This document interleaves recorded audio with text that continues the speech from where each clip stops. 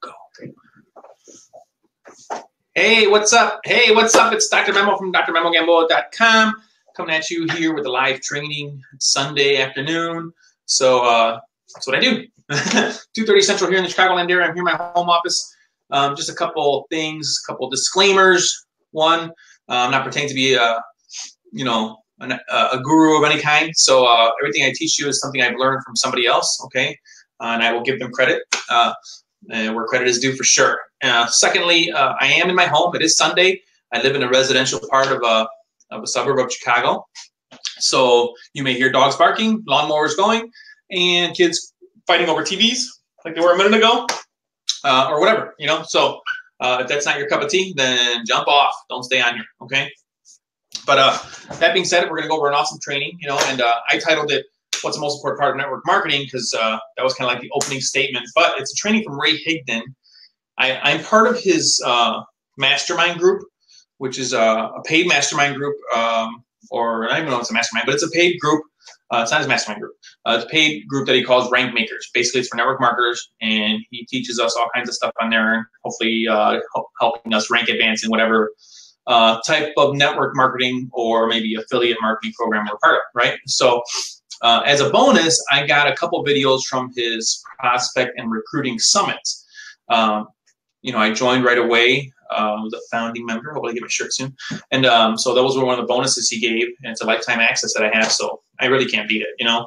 And so one of the bonuses was, again, a video from his prospecting and recruiting summit, which just happened a few months back, less than a year probably, I think, if I'm not mistaken. And it's called, my notes are right here, so I keep looking over. Okay, I'm not looking at myself at the camera. How to be a more powerful prospector and recruiter. Okay, that was the name. It's about an hour-long training he gave. I don't know how long I'm going to go, but I'm going to do my best to mimic what he did, and literally just went over again yesterday and today. So hopefully you guys get a lot of value from this, and if you do, I'd appreciate for you to share it or give me some likes here on Facebook. If you're on the webinar, just let me know in the comments. If you see this later on YouTube, which is where it'll be, or in my mastermind group, you know, let me know. Let me know what you think about it, and that's the only way you get better. You know, if you saw something you don't like, maybe I'm rambling on too long, you know, hey, maybe that's it. So anyway, here we go. So this is how he started. So I'm just going to read it off to you because these are his slides. Like, how would you feel if the CEO of your company reached out to you to tell you he or she was impressed with your efforts, right? So how would you feel if the CEO of whatever company you're in, network marketing company you're in, reached out to you and say, hey man, we've been watching you. You're doing awesome, you know? How would you feel if every time you attended events, you had teammates of yours that were crossing the stage and thanking you? In other words, they're like, I just want to thank my upline or my team member, you know, John Smith, and they're thanking you. You know, how would it feel if you had total freedom to do what you want, when you want, with who you want, right? And I think that's what we're all searching for. You know, it's not really the millions of dollars. It's what money can do for you. You know, so you know, really think. Some of us, like me, I have a full-time career. It's a great career. To retire from that and replace it, I need about $10,000 a month from the network marketing company and or affiliate marketing company or whatever. You know? So what do you actually need to actually be able to stop working? You know, do you need $1,000 a month, $2,000 a month, 3, 4, 5? What is a good consistent income from residually, you know, to give you that freedom? Something to think about, you know. So the thing about it is a lot of people have hangups about money, you know, and when you start making more money, you're actually able to make a greater impact. So he was talking about one of his sons, you know, his son's like really into track, and they always have a special trip his school does to go to ESPN Zone or something like that. And unfortunately, we're not going to be able to go because they didn't have the funding for it. So what he did, though, long story short, was he went ahead and funded the whole thing. You know, and he didn't ask for recognition or anything like that. He just funded it, and they were able to go and have their good time, you know, at ESPN Zone. It's like, so those are the kind of things you can do. And then he said, you know, when his wife's mom was having trouble with the car, you know, they got her a new car. When his mom said, man, she really wants to go to Vegas, they took her to Vegas, you know. And so those are the kind of things, you know I want to do that. You know, I want to be like I would love if I could just like on Christmas be like, guess what? To one of my brothers and his family, you guys are going on vacation, and just like send them on vacation. That would be awesome, So, I'd love to like buy a house for my mother-in-law so she doesn't have to go like apartment to apartment, figuring out where to live and get her out of some not the greatest neighborhood, So, those are some of the things you can do when you can create when you have the ability to do so, right? It's not a stress on you, right? Because you actually went ahead and did the actions that you're supposed to do. So what's the most important part of network marketing? How does this happen? The most important part of network marketing is still, whether it's online or offline, and I say this all the time, is prospecting and recruiting, right? Even if you're trying to build online like I do, it doesn't save you from having conversations with people. Something I'm still working on, Active prospecting is something that's really hard for me personally, I'm not someone like, I always had the attitude before is I don't want to bother anybody. I don't want to bother them, but that means because my belief system was not good, right? So if I thought I was bothering them, then why the heck am I even doing it? So you got to get that straight.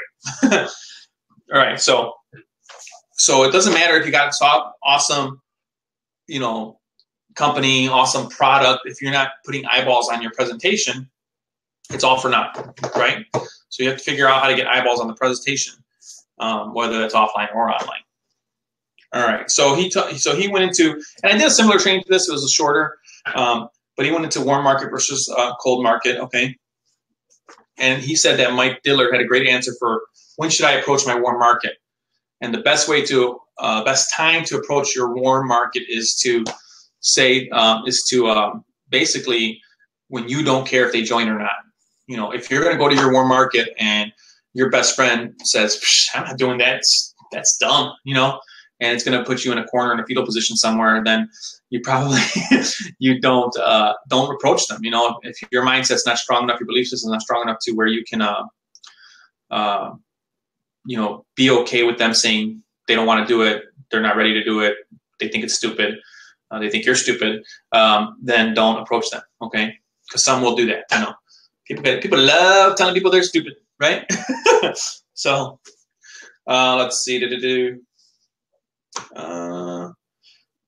Okay, so then cold market doesn't, the thing about cold market, one of the advantages is people don't know who you are. Or better yet, they haven't developed an image of who they believe you are. They don't know your history or your current results, right? So, the thing about cold market is, they don't know that maybe you've been network marketing for 2 years and haven't made a dime, They don't know that, you're on the verge of, losing your house or something, So that's one of the advantages of cold market. And the other thing is, see, your warm market, if you've been someone who has no business experience at all, and you're like, oh, I just started this new business, would you like to take a look at it? People are, and they start seeing you change. People don't like when people around them change. It's really weird, but they have you in this, like, in this picture frame of how you're supposed to be. And if you come out of that frame, it's like you're breaking somehow it's affecting them, somehow it's like, and basically what it is, it's just like in that poem, it says, by your light shining brighter, it allows other lights to shine brighter. It also, though, for some people, instead of thinking, wow, that's a nice bright light, they're thinking, wow, you're being awfully glary, and you're bothering them. So, and that's their problem, not yours, right? So, let's see. Don't be addicted to the warm market response. I went over that. Never use hype or guilt. I helped you move last year. I helped you move a sofa. It was heavy. I think my back was hurting for like 3 days. I think you can sign up and join my business. No, don't do that. Okay. So a lot of people do that. Don't do that. I've seen it happen. There's no need to guilt people. There's no need to hype things up. If you drink my shake, you're actually going to lose about 20 pounds in the next 5 days. I mean, that's like impossible. Unless you got like a serious case of diarrhea, but which probably don't want to drink the shake if that's what it's doing. Let's see. So what you want to do is remember this, okay? Be the person you would want to sign up with. So think about this. How do you show up to the world every day, right? Are you positive? Are you full of energy, right? If you approach if you were to approach you, would you join you? And this goes back to the fact that people join people. They don't care about your damn thing. They don't care about it.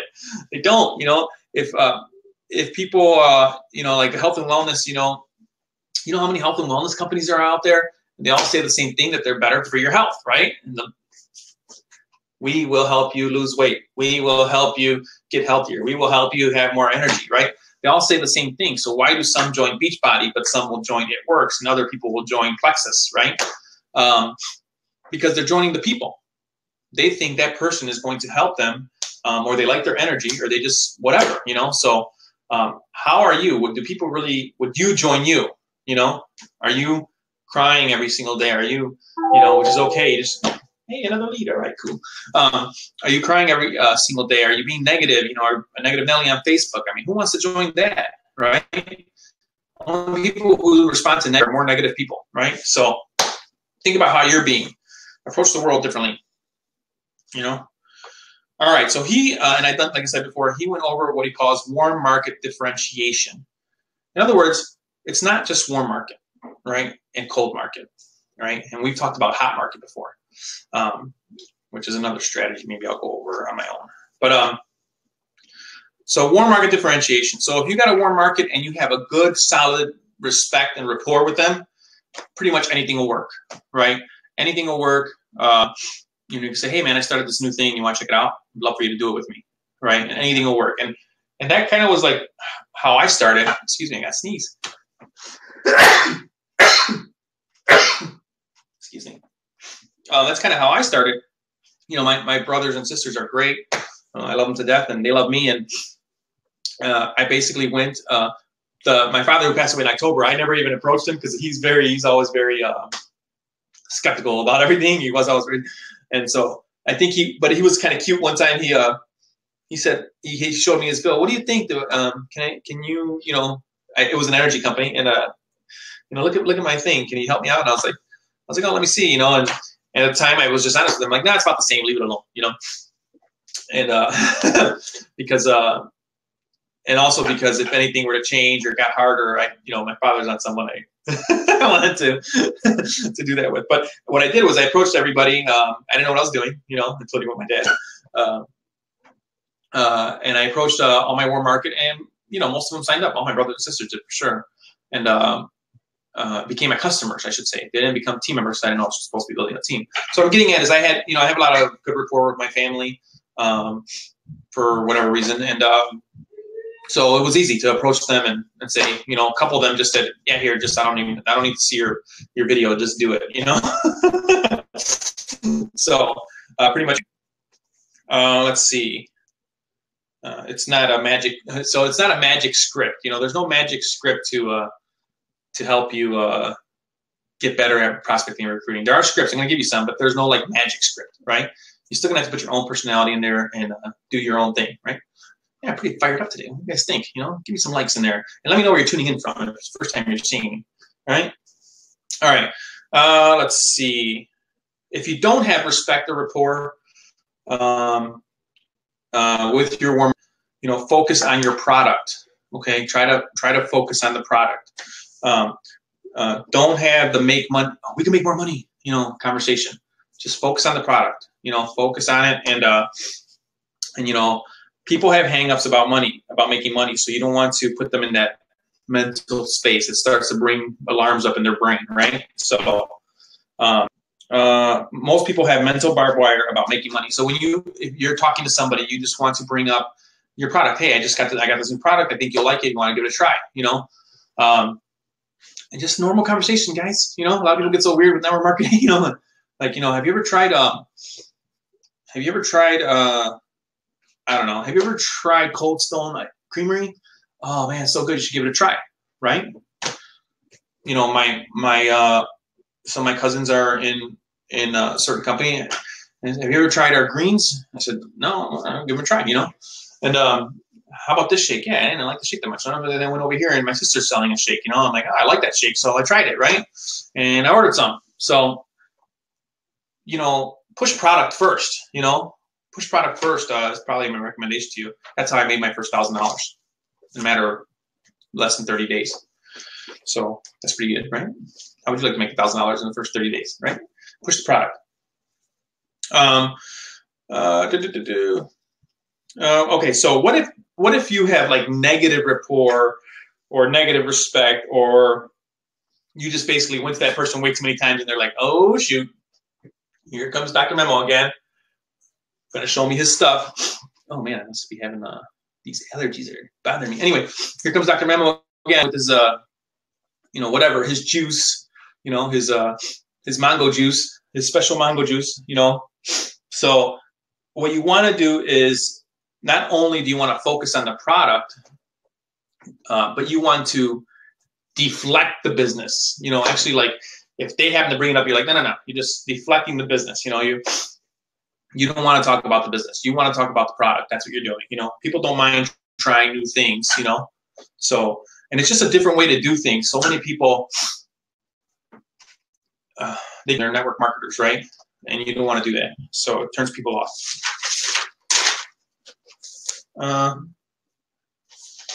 So what we call, when you have negative respect or rapport with somebody, we call that a burnt market. They're tired of your money message. Basically, this is the word he uses.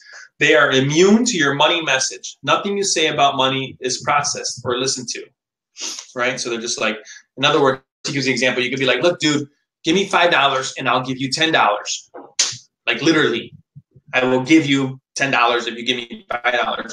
They will be like, no, I don't want to. Because somewhere in their brain, they're just, it's somehow like, because you've gone to the well too many times, or they're just not really in good respect with your rapport. And you got to know, you have to come clean. Have you been someone who's been more of a taker than a giver most of your life? Are you someone who people are looking at you like, come on, dude, there's no way this is real. Even if you have the $10 bill in your hand, I'll give you 20 if you give me 5. No, I just don't believe you, So deflect the business and talk about the products, okay? People like buying new products, right? Especially like in health and wellness, This is how you deflect the business, okay? So here's a script for you, okay? Again, these scripts I want to point out here. These are offline, person-to-person scripts, okay? These are not a Facebook post. You don't go posting this on Facebook and think you're going to get some sort of result. You're not. So, I am doing this new business, and I know for certain that this business is not a fit for you, but I think you might like the product. Again, I know you have zero interest in the business, but check out this brief video, article, whatever, about the product, and that's it. You're going to deflect the business. Again, I kind of made a little side note there. Too many network marketers are too eager to get people as a rep. Don't worry about that. How would your business change if you got 50 new product buyers in the next 90 days? Just people who bought the product. Maybe they are, maybe 20 of them are an auto ship, and just 50 in general have bought the product. I mean, that's awesome, That's what we're in the business of doing, right? Pushing the product. That's what you want to do. So a lot of people are contrarians, he said, so that's why he said he's never had people go to about 20 people that they are sure will not. He goes, I've challenged people to like go and give 20, call people and give them the script. Just, look at, hey, George, I know you're not interested in doing the business at all, obviously, but I think you might like this product. Check out if it's okay with you, let me have you check out the video on the product. And it has, and it has always led to someone signing up or buying the product, right? So, because people are contrarians, almost like, don't tell me I'm not going to do the business, So people have come back and said, George, why wouldn't I do this business after? He's like, that's when you play dumb, like, and this is straight from the beginning, okay? Okay, I mean, I guess if you want to, sure, hey, let's do it. So they do the opposite. When you deflect the business, it stands out. It's different, and some want to prove you wrong. It's kind of funny, So, they're so used to these home business owners or network marketers. See, most people don't have a problem with network marketing, but they do have a problem with network marketers, right? Because they hype up things too much. They're too pushy and salesy and trying to force people into their opportunity, right? and just if you do things differently, it'll stand out. So if you're telling people, look, I know you're not going to do it. Let's just have you take a look at the product and see if you think it'll be cool. You know, yeah. So,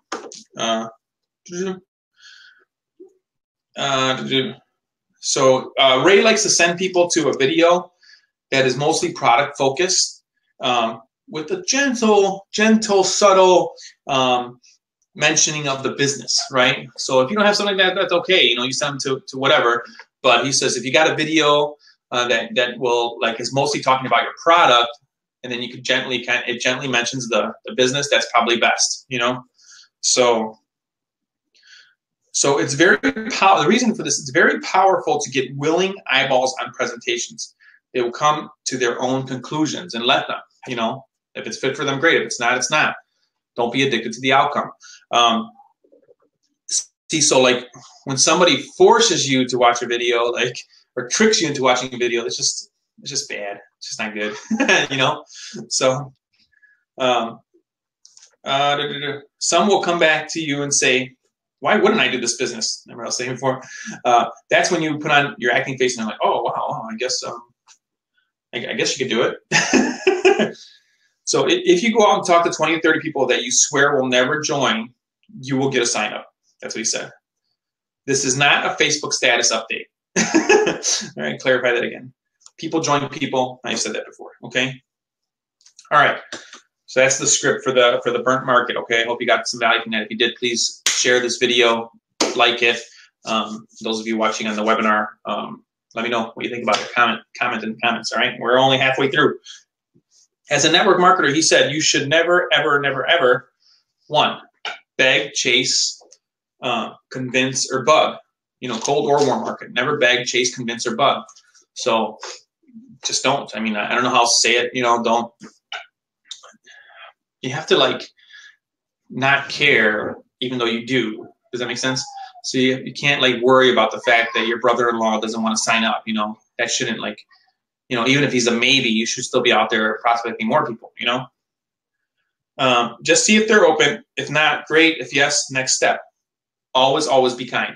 Just be a kind communicator. You know, I write that in my gratitude journal all the time.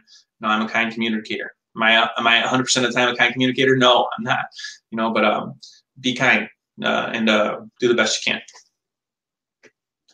can. Never, ever act small, weak, needy, or desperate. You know. Never ever be quick to qualify. Oh, he just said be quick to qualify versus quick to Hail Mary. So, in other words, he likes to qualify people. You know, there's some people, I mean, they're just maybe not a fit for it, or why would you even want to work with them? You know, if you got someone who's like, this is the stupidest thing ever. I mean, why would you want to sit there and convince that person? Do you really want to work with them? There's probably, you know, there's going to be people on your team that you wish you never signed up. That's what he said. You know, so, and then versus quick to Hail Mary, so we're going to go over all that right now. So don't go into convince mode.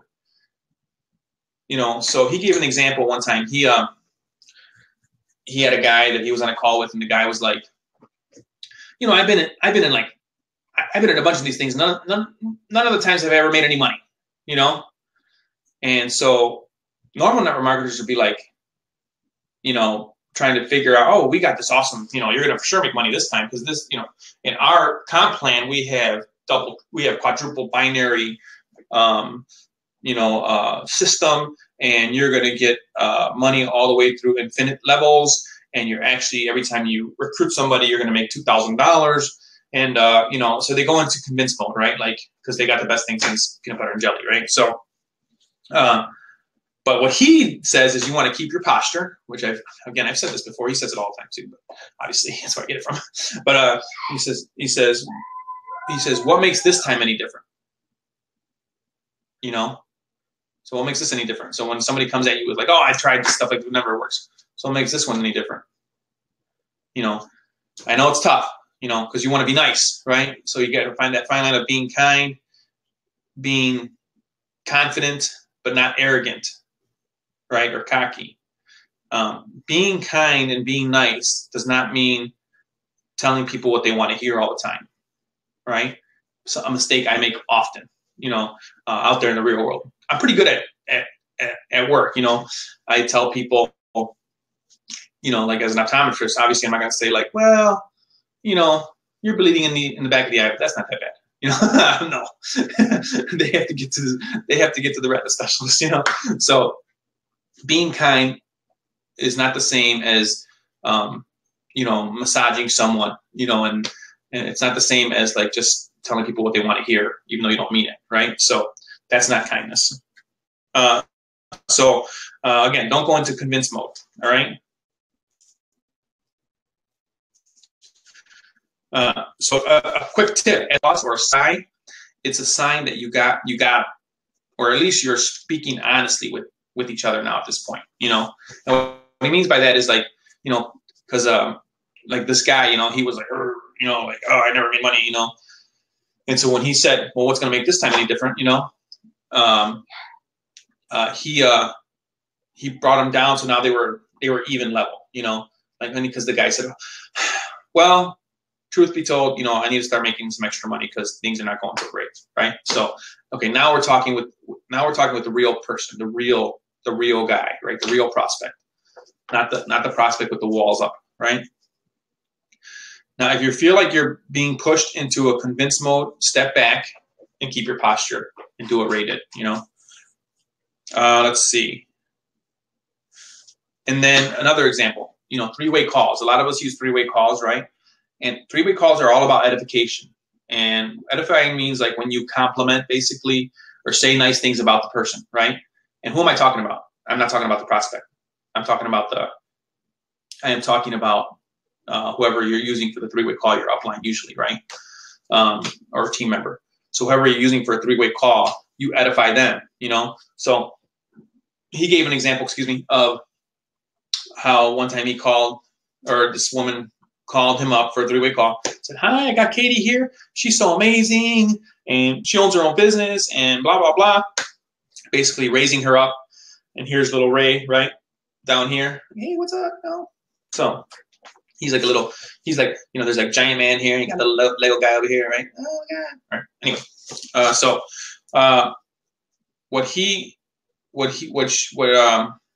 what happened was that the prospect then came on the phone and was like, he's like, yeah, I told her, I would look at her little business, but whatever. And so he had to like do a real quick correction, and he said, well, I mean, I'm just curious, if things are going so great, why are we even talking? And he goes, and there it was, the sigh again. Well, the truth is, I've lost some clients, and I'm a little worried about what the future holds. So again, now we're talking to the real prospect, right? I mean, if people really don't need to see the video, they won't, right? Let's see. Can't recruit going up the. Oh yeah. So see, the thing is, you can't recruit going up the mountain. So if you're fighting someone who's like, got all their posture, and you got little posture, and you're like dancing for them. Yeah, we got this great compound. It's just not gonna work. You can't recruit people like that. It's weak. Let's see. You got to get them on an even playing field. So that's what I said. Yeah. So don't Hail Mary. What's Hail Mary? Hail Mary is a prayer, but it's also a play in football where you throw the ball into the end zone, hoping somebody will catch it. It's a desperation play. So don't. This is really deep. Okay, and you should write this down. All right, if you're listening, don't act like success is a chance. Success is by design.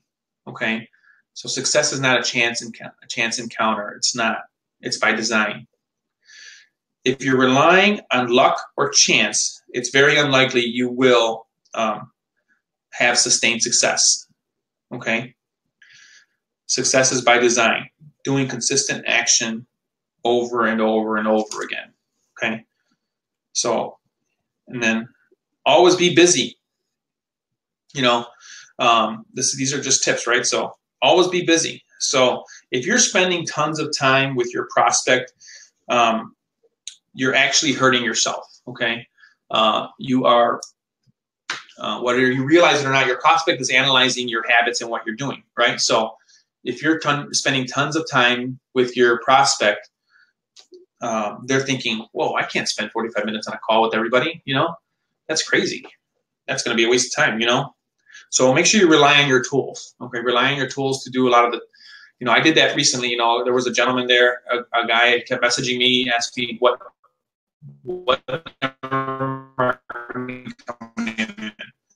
I said, I watched, and they said, well, how's the payment on there? Same place you found the video, there's a tab there that says compensation plan. Watch that, And he didn't sign up, he didn't because maybe he didn't like the fact that I kept pointing him here or there. But that's not my problem. I mean, I don't, I don't want needy people on my team, and then go over that later. All right. So the cold market. All right. So this, I talked about this in the video in the live earlier. What the big is stranger danger, right? So as a kid, don't talk to strangers, man. Strangers are bad. Don't talk to strangers. And so that's something we got to get over, right? There's definitely more people on your team willing to go to their cold market than go to their warm market. They just are. They don't want to tell their mom and dad about it. They don't want to tell their brother or sister about it. Whatever. What are the benefits? The main benefit is the world is your cold market, right? The world is your cold market. So I know a lot of people out there who are like, well, your warm market, as soon as you talk to that person in line, they become your warm market. No, they're not. They're your cold market. They're not. That person in line, yeah, you said hi to them. That doesn't make them your warm market. They don't know you. You don't know them. That's not a warm market. Okay. So let's see. Script breakdown. Here it is. So this is, again, for offline, not social media or online. All right.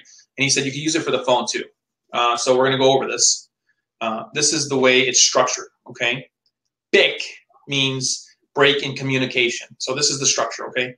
You're going to give a BIC, which is a break in communication. Give them a question, like icebreaker question type of thing. BIC again, collect the info, and then follow up. So again, so first you're going to say a BIC is a break in communication. So, oh, you know what, Tom, it was great talking to you. I got to run. I got to pick up my daughter from soccer. But I was just curious, are you open to a side project if it doesn't interfere with what you're currently doing? Right? That's the beginning. That's the BIC and the question, right? And we'll go over why we use that exact wording in a minute here.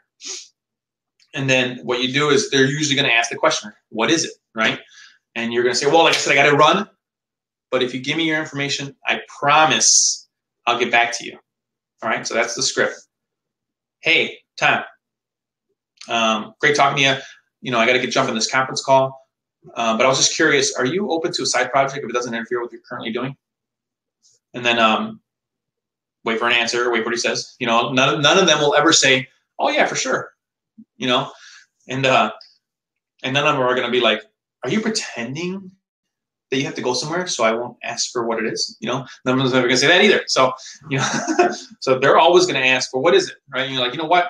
I'm going to, like I said, I got to jump in this conference call literally like in 30 seconds. So give me your information and I promise I'll get back to you. Okay, that's the script, right? I hope you got that. Rewind, whatever. So, and I'll tell you why we do that on the next page. So, the goal here, the reason for the break in communication, the goal here is to protect you from yourself, right? Protect me from myself. I love talking, My wife's always like, please stop interrupting me.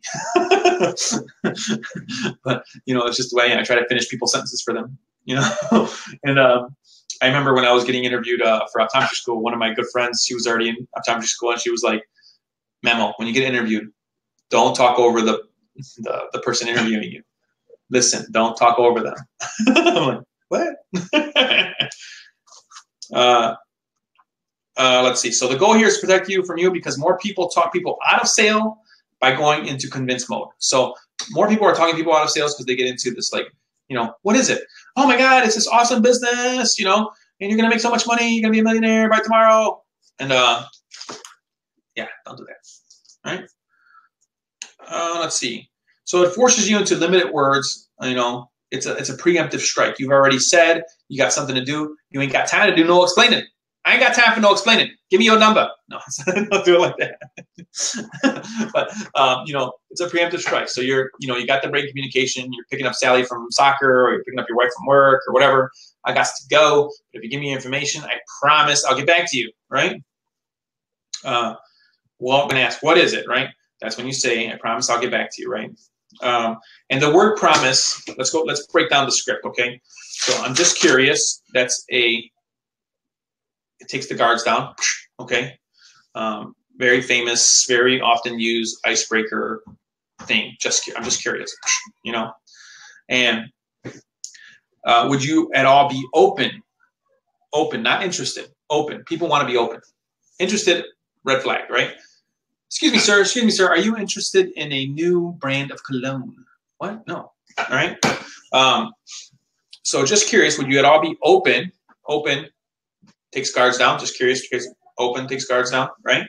So to a side project, not to a, network marketing company that is going to make you a millionaire, in the next 6 months that you will be lifelongly committed to. Right, side project sounds if it doesn't interfere with what you're currently doing, and that's obvious, right? Because they're busy, right? I'm busy, man. I'm busy. So that's why. And then when you readdress the BIC, oh, I can't tell you right. Tell you what, I really got to get going.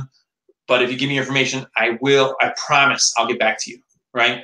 And the reason you promise is because that's like a benefit for them, They're like, oh, okay, well, I guess if you promise you get back to me, here you go, And so it's a benefit for them. You're promising, that you'll get back to them. And they're thinking, oh, wow, what is it, So remember that I wrote a little side note here. There's a difference between hungry people and needy people, So don't prejudge anybody, At the same time, you don't want like bad attitudes at your team, right? So, but don't prejudge. So, like he was saying, when his friend, changed his life, June 15, 2009, something like that. I don't know. He was in personal foreclosure. He was like 1 year into just basic depression, and so if he judged him by his prior stuff, he would have never invited him to that, and look what happened now. So, there's a difference between hungry and needy. Tons of people need things and they don't, and they need them because they never went out and got them. Look for people who are hungry. Okay. So there's a difference. So we went over the script, what they mean. So then, you got to follow up with them, right? So you're going to follow up with them and you're going to say, hey, Tom, it was great talking to you. I have a video here that explains what this project is all about. It'll help you make the decision whether it's fit for you or not, right? And be willing to say it's not. You gotta be willing to say if it's a fit for you or not, right? So let's see. Be willing to put that out there. If it's a fit for you or not, it may or may not, but the tool will help you get there. So then follow up. So great meeting you at the whatever. Great meeting you, and here's a video to explain everything that does a way better job of explaining what this is about, way better than I can. So let me send that to you. However it is. I mean, some people use videos, some people use articles. Some people are putting people on a conference call. So whatever the tool is, you're sending them to the tool, right? And so what happens when they say, just explain it to me here on the phone. You know what? You're going to hold your ground, right? You know what? The video does a way better job, and it's actually going to help you. You can see if it's a fit for you or not. And if it's not, that's okay, man. And just go like that. If they keep pushing, then you're like, you know what? It's probably not a fit for you. It's cool. Talk again later. Bye. Bye, Felicia. All right. So stick your ground and make them use the tool. If they push too hard, say it's probably not a fit for you, okay? All right, so then what do you do when you go to networking meetings, all right? So some of you will go to meetups, right, and stuff like that. And he basically did say this, don't be a business card drive-by person. And what he means by that is, like, he was at this meeting and he was like, this guy showed up at there and he's like, hey, nice to meet you, nice to meet you, nice to meet you. And he's like passing out business cards to everybody. This just doesn't do much for your business. Let's just put it that way. So don't do one of those at networking meetings. Go with listening ears. So that's the main thing. You want to listen. and you want to listen good, pay attention. You know, people don't get listened to anymore. They're not getting listened to by their wife. They're not getting listened to by their kids. Heck, the dogs don't even listen to them, right? That's not about me, by the way. Anyway, you know, so honor them with your attention, right? So if you go with listening ears and then you get into these scripts, you know, breaks in communications, you'll get back to them later, right? Collect information, collect numbers. Cold calling leads, you know, if you're going to cold call people, you want to control your tonality. And that's the inflection in your voice, right? So a lot of times when people ask a question, they inflect up. So are you getting value from this? You know, like that. That's up, you know. But if I say this is going to be valuable, you inflect down, you know. So, yeah. Tonality, Ray has never, and he actually said how he's never really ever asked anybody, would you like to join? You know, he's never ever said that. And to have authority, you want to inflect downward. Okay, and I just kind of went over that. So remember when people see a video, what's the first thing you were taught to ask them, right? What did you like best about what you saw? If they're negative, this thing is stupid, I hate it. Oh, well, nice talking to you. We'll talk some other time, you know? If they're positive, you know, the next question is ask a clarifying question. Oh, what makes you love that idea? Or why do you say that? Or, you know, just let them talk. You know, oh, I really love the idea of residual income, and I'd love to have residual income because, you know, I'm tired of paying, you know, struggling to pay my bills month to month, right? I'm tired of all these credit card bills, and, you know, and I really, really, really, really want to go part-time instead of full-time at my job, so I can spend more time with my kids. So the idea of residual income, oh my God, that is awesome, you know? And then you say this. Ready? Are you ready? Are you ready for this? Sounds to me like you're ready to join. Okay, and that is it. And you don't say anything else until they correct you or say yes, right? And you don't say, sounds to me like you're ready to join, right? It's not a question. Sounds to me like you're ready to join, because then they're like, huh? No, yeah. You says it's a statement. Sounds to me like you're ready to join. You know, and he's used that script. He says to recruit hundreds and hundreds of people. So you want to use it with proper tonality. It's a statement, not a question, right? So, and I want to go before, and I want to go through what do you do if they say yes, okay, cool, you know, sign them up right there and that. You're done. You're done. You know, shut up. Don't say anything else. All right. If they go to like, what? No, not yet. You're gonna be like, oh, I'm sorry. You know, you just kind of play dumb, you know, and you're gonna say this. It's just that, oh, I'm sorry. You know, it's just that whenever somebody says what you just said, they typically join. Okay, whenever somebody says what you just said, they typically join, like that, and then take it from there and have a normal conversation. You know. And let's see, restaurants. All right, so how to the big script, right? We'll call it the big script. Works really good in restaurants, but he gave another tip, and he said it's looking around. You know, so he was just like, you know, your service has really been excellent today.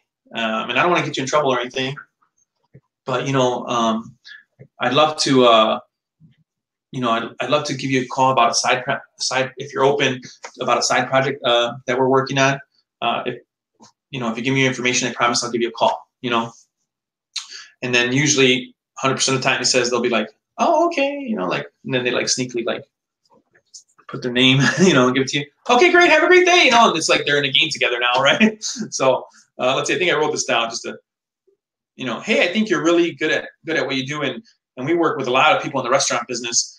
I don't want to get you in trouble or anything, but I'd love to follow up with you about a side project that we're doing that won't interfere with what you're currently doing. Okay. I promise if you give me your information, I'll get back to you. Right. So there's that promise word again. And then, you know, that works pretty good, he said. Random encounters, again, you're using the same thing, breaking communication, you know.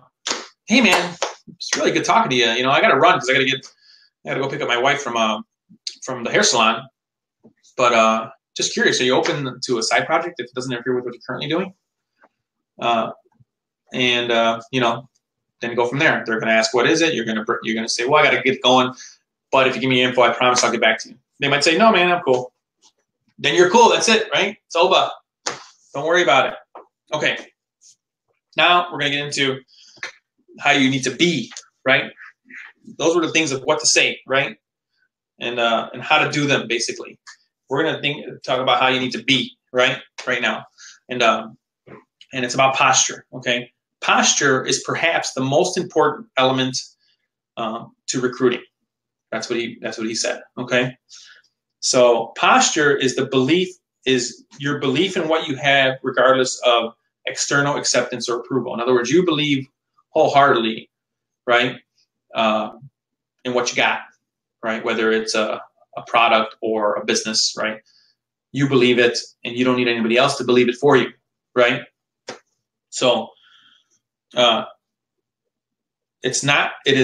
is not what everyone around you agrees with, right? So a lot of people, they start to agree with each other. That thing's stupid. That thing's stupid. Not you. You steadfast. Your belief is strong, right? You believe in what you have or what you do despite rejection, despite disapproval, okay? So that's how your belief has to be, and that's how your posture has to be. You have the cookie, okay? And whether people realize it or not, they want it. And just keep that in mind. They want your cookie. They have to earn it.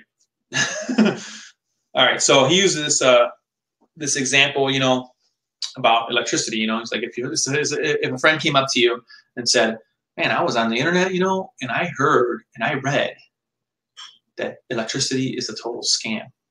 It's true, man. There's really no such thing as electricity. And then you would probably be like, "What? You're crazy. We can't be friends anymore." So your belief has to be, so a lot of people will come up to you and say, that network marketing stuff doesn't work. Why are you doing that? And you're going to be like, well, I'm sorry you feel that way, but I think it's awesome, right? The problem is most people get into doubt, right? Like, oh, maybe it doesn't work, Why am I wasting my time, And you ignore, and this was a good point, you ignore all the people who are in network marketing and they're doing well, whether they're, being able to pay off their house, pay off their car, the top earners in your company. You have all these people doing well. But, the one person, who said, those things don't work, you're going to let them like infuse doubt into your mind, you just have to, and that's just fear and the worry of like looking stupid and looking dumb, and you just have to, your belief, in network marketing has to be stronger than that. And I understand it's hard in the beginning, it's hard, I went, even after I did the $1,000, I looked up some stuff to see if this was real legit, like that's so stupid, and so he said, your belief in network marketing has to be like your belief in electricity, like no one has to tell me, no one can sway him, he said, about network marketing. He knows it works, obviously, and it's just a matter of, just because you believe it doesn't work doesn't mean it doesn't work, so your belief doesn't require other people's beliefs, right? So keep your posture, stay strong. So here it is, this is a good statement. Your belief should not require your warm market to accept and approve of what you are doing, okay? If you're waiting for acceptance and approval, that's not having belief, right? So a lot of people believe that, oh, that person must have had like tons of support, or he must not have had any obstacles. That's not why people are successful. They succeed despite that. They succeed despite not having support. They succeed despite the obstacles that are put in front of them, right? Have the belief to go until you have success. And the belief you are going to get there despite your circumstances, okay? There's somebody out there in harder circumstances than you, and they're going to make it happen some way or somehow. And so despite the rejection, despite your friends telling you, you're still doing one of those things, your belief is going to stay strong. Because network marketing works, but it only works if you work, right? And, we all hear about the quit ratio, right? 97% of network marketers fail, but it's really not fail, they quit. But It's just a definition, you know, it's just stupid. And if you keep at it and you keep doing the actions you're supposed to, you know, stay confident. You know, Todd Falcone one time, he said, when people say, is this network marketing? He goes, heck yeah, it is. You know, it is network marketing. I wouldn't, if it wasn't network marketing, I wouldn't even do it, you know? So, you know, let people have their negative hangups. You know, they're not in the same mindset as you. And you don't want nasty people on your team anyway, you know? So bye-bye, you know? So stay postured and just keep going to it. Use these scripts when you're offline. Ray Higdon did point out, you know, don't go out to prospect, but when you're out, you may prospect, you know? And he did say in the beginning that he prospected almost everyone, you know, and then as time went on and his team was building, he was a little more selective, right? But, you know, use the scripts best you can. Practice makes perfect, right? Talk to yourself in the mirror, talk to your wife, talk to your dog, talk to your kids, whatever you got to do, all right? But practice. And anyway, I hope you got some value from this video. I know we throw that word out there a lot, but I don't know what other word to use, you know? So I hope you enjoyed this video. I hope you got some golden nuggets from the video that you want to share with people, that you may want to share with your team. If so, if you're watching this live, go ahead and share it. If you're watching this on YouTube, go ahead and comment below and share it as well. All right, man. This is Dr. Memo from drmemogamboa.com. And remember, together, we can do anything. Peace. Let's click away. It's always weird. I have like peace, and then, you know, I got to click away.